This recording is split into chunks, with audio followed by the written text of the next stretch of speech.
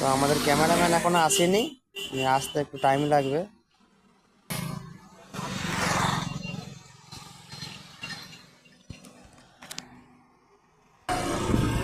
Travel start হলো Kusumgram two Memari road, এটা ঠিক আছে, আপনারা দেখতেই পাচ্ছেন। হ্যাঁ, ক্যামেরাম্যান আসেনি, এই কারণে আমি একাই ভিডিওটা করছি এক হাতে। তো এতে খুব অসুবিধা হচ্ছে, তো ক্যামেরাম্যানকে আমি আনতে যাচ্ছি।